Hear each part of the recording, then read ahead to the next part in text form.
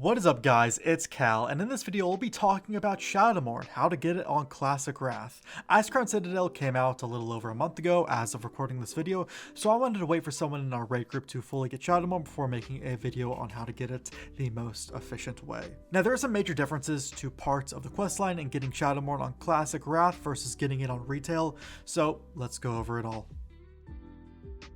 First off, the questline is only open to Warriors, Paladins, and Death Knights of course, and it's picked up from High Lord Darian Mograine in the Icecrown raid. But you need to be friendly with the Ashen Verdict to get it. Now on retail WoW, the best way to go about doing this was to kill the trash up to Lord Margar, then go out and reset the instance, do that 4 or 5 times to get friendly. This is not really necessary anymore for the questline. This is because of how Shadowfrost shards are obtained now. This is an item where you need 50 of in the questline, but originally wouldn't drop until you got to that quest, which was towards the end of the chain. They now drop off bosses at an increased rate regardless of whether or not you're on that specific quest. I'm jumping a bit ahead here, but I still think it's very important to mention that at the start. This whole chain will still take multiple weeks, so just go through the raid like normal, collect the shards as you go, if your raid allows it of course, and come back to Darian once you get friendly with the Ashen Verdict. The first quest is the Sacred and the Corrupt. The two easiest items to get from this quest are Festergut and Rawface's Blood. It's a 100% drop chance from both those bosses, but only one drops off each boss. So once again, your raid's got to agree that you get it, or just ninja it, whatever. And then the next easiest item is to get the Light's Vengeance Hammer. You have to go to this cave in Northern Dragonblight. This is soloable. It's a lot of role playing with the Lich King. You fight through some of these ghouls and grab the Light's Vengeance Hammer. And that's really it. Then the final item you need for this quest is 25 Primordial Serenite. Now there are a few ways to pick this up. Classic Wrath has added a couple ways as well. So first off, bosses do drop them at an increased rate than when ICC was current. These are not bind on pickup, so you can buy them on the auction house, but the price is most likely pretty high. You can buy them for 23 Emblems of Frost from the Emblem of Frost Quartermaster, and then finally you can get them with 12 Defiler's Scourge Stones, which are a new addition to Wrath Classic. These Scourge Stones drop from bosses in Titan Protocol Gamma heroics, so you can, queue for that through the random dungeon group finder, and then once you have all the required items, turn them in for Shadow's Edge. The next part is a Feast of Souls. You need to kill a total of 1,000 enemies in ICC with Shadow's Edge equipped.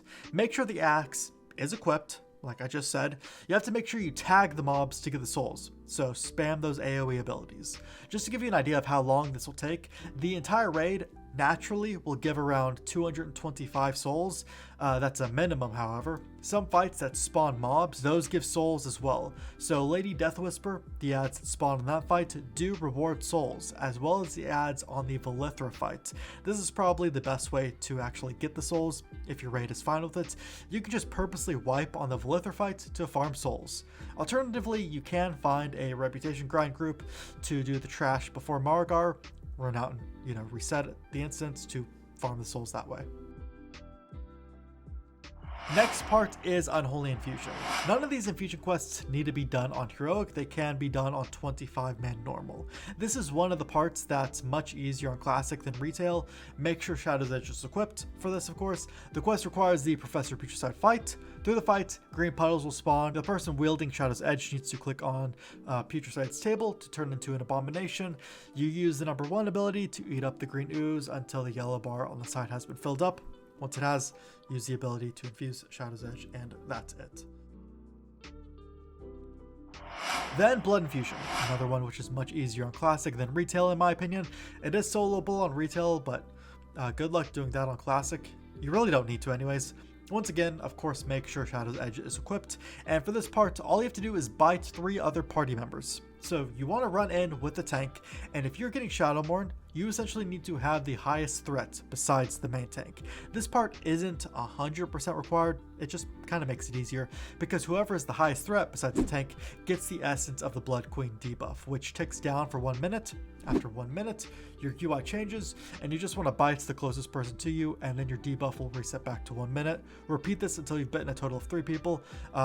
More than 3 works as well. Now, if you aren't the first person to get the essence of the Blood Queen debuff, it's not a big deal. Just have the first person who has the debuff bite you, and then kill the boss, and Blood Infusion is done. Then the last infusion quest is Frost Infusion. Now in Wrath Classic, you really don't need frost resist gear. When this was current, you definitely did, but at the very least, a Pally should be running frost resist aura. Of course, once again, you need Shadow's Edge equipped, and you just need to get hit by 4 of her breaths, her frost breath. So do just that, have timers up, and then when the breath is about to happen, pop a defensive like anti-magic shell for DKs, run in front of her and on the tanks and catch the breath. Once you have the SHADOWMOURNE buff, kill the boss to complete your quest.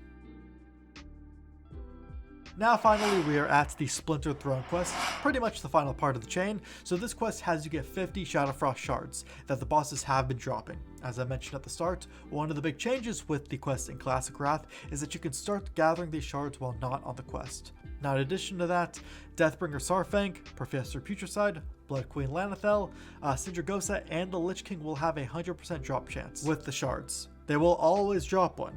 Also, 25-man normal and 25-man heroic have the same chance of dropping the shards. So that's really it. Once you've gathered 50 shards, turn them into them, and the subsequent quest just titled SHADOWMOURNE will give you the legendary. And that's it. Well, there's one more final step. So the final step of the chain, once you've acquired SHADOWMOURNE, is to just defeat the Lich King. This will give you the other nice rewards that this chain has to offer. The Lich King drops a sealed chest once you kill him while on this quest. The chest has the Blood of Sylvanas, Badge of the Silver Hand, Arthas' Training Sword, Jaina's Locket, and Alexandra's Soul Shard, which can be turned into the different NPCs at the start of the raid. And the items that you will be rewarded are the Crimson Death Charger Mount, Tabard of the Lightbringer, Jaina's Locket, which creates a portal to Dalaran, Murden's Favor, which turns you into a Frost Dwarf, and Sylvanas' Music Box, which just summons some banshees that play a song. And that's it. That's the entire SHADOWMOURNE questline for Classic Wrath.